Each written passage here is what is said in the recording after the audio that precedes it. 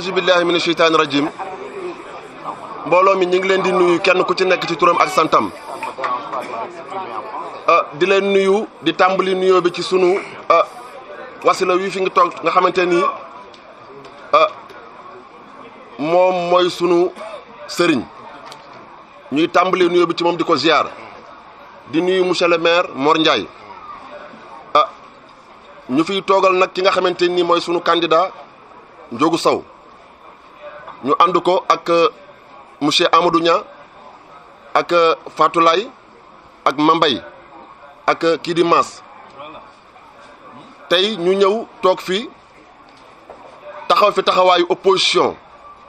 fas yéene ànd ak ki nga xamante ni nii moom mooy Mor Ndiaye te sunu borom def mu jiite Yewwi Askan Wi ñëpp xam ni démb li nga xamante ni moom la tendance yi joxe mooy que ni Yewwi Askan Wi moom moo raw partout dans le Sénégal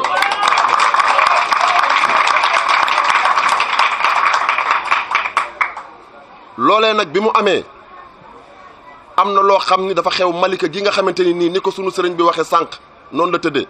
ñuy ñaanal sunu sang bu tedd ba Baye Ablaye Thiaw Laye yàlla na suuf sedd ci kawam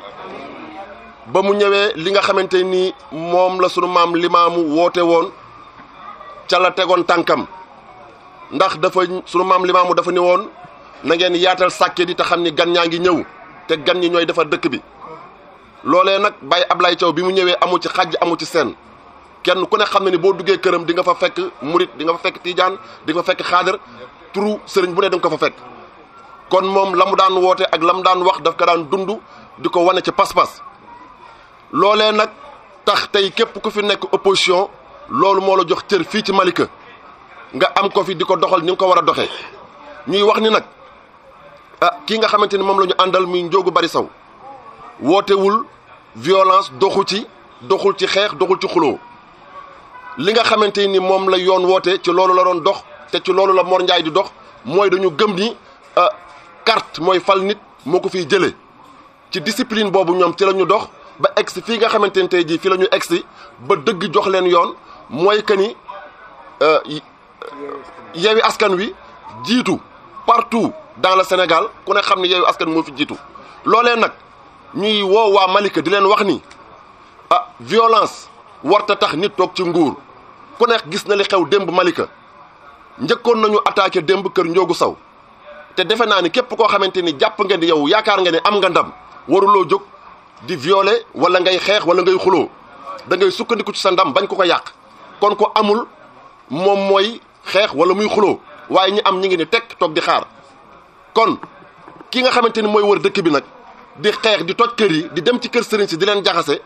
di fa def ay musiba kooku dama bëgg ñu xam ni waa Malika bu leen kenn gën a bëgg Malika jeunes yi ñu ngi leen di woo ci ngeen takk seen laxasaay ànd nekk benn xam ni dañu war a taxaw xam ni Malika sunu Malika la ñun ñëpp ñu ànd taxaw xam ni victoire bi kenn war ko mën a fuqarti ci ki nga xamante ni moom la yàlla jox ndam li muy monsieur Mor Ndiaye ñëpp ànd taxaw ñu taxaw takk suñu ndigg xeex ak moom jël victoire bi wan ko ni Malika ñoo ko gën a bëgg. Je m'appelle Mor Ndiaye et je suis le candidat de la coalition Yewwi Askan Wi aux élections locales. N'est-ce pas? On est aujourd'hui ici pour véritablement marquer un tournant. Parce que la coalition Yewwi Askan Wi a largement laminé Talla Gadiaga ici à Malika, tout comme dans les autres 5 communes d'arrondissement du département de Keur Massar. Alors, nous réclamons la légitimité parce que la population malicoise, unie comme un seul homme, avec la présence des autres coalitions, Gox bu Bees du candidat Abdoulaye Seye, Gëm Sa Bopp de Ndiogou Sow, qui sont présentement ici, et les autres qui ont décliné et qui ont donné, n'est-ce pas, des excuses et qui sont de tout cœur avec nous. Et toute la population de Malika conteste avec la dernière énergie, n'est-ce pas, ce hold-up électoral que Talla Gadiaga et ses partisans veulent faire ici à Malika. Et donc, comme vous l'avez si bien constaté, toute l'assistance est très déterminée a véritablement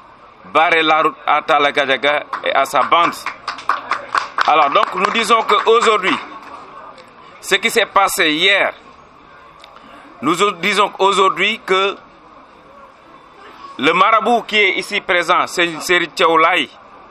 qui est un des fils du khalife général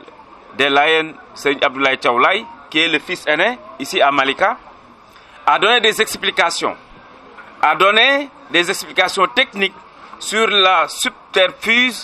sur la manière dont Talla Gadiaga et ses partisans ont bourré les urnes entre 18h et 21h. Alors donc nous lançons un appel solennel à tous les habitants de Malika de leur dire que nous nous réclamons maire légitime de la commune d'arrondissement de Malika. Je vous remercie de votre attention. ñëwoon fii ànd ak waa askanu Malika muy la coalition Yewwi Askan Wi ñu am ndimbalu suñu yeneen nattango candidat ñoo xam ni muy Ndiogou Bari Sow gëm sa bopp, Abdoulaye Seye gox yu bees ak ñeneen candidat yi nga xam ni dañuy joxe seen ngant waroon teew fii tey mu nekk réunion bu improvisé ginnaaw bi ñu seetloo que dafa am hold-up électoral dëkk bi yëpp manko ni reconnaître nu Talla Gadiaga comme seen maire ndax heure bi démb ñi ngi doon jubilé te centre yi nga xam ne ñoo fi nekk ñett yëpp coalition Yewwi Askan Wi ñoo ko gagné. li xew nag mi ngi nekk ci diggante 18h ba 21h ci leen def ay càcc yoo xam ni moom la sang bi doon expliquer lépp sànq fii nii ci ay wàllum registre ak ay carte d'identité yu ñu yor ginnaaw bi ñu diggee ay nit ay terrain expliqué ne ko sànq moo tax waa dëkk bi yëpp manko nekk benn say ni nag du nangu kuy foqati seen victoire. donc candidat yi fi nekk ñëpp apporté seen soutien coalition Yewwi Askan Wi su ko defee ñuy wax ni ñi fi teew ñu jottali kàddu ko ak ñi fi teewul ak jeunes yi ñu jottali dëkk bi yëpp ni leen Talla Gadiaga nekkul maire bu nu reconnaître ñun nag ñi ngi réclamé wu ni ñun ñooy maire légitime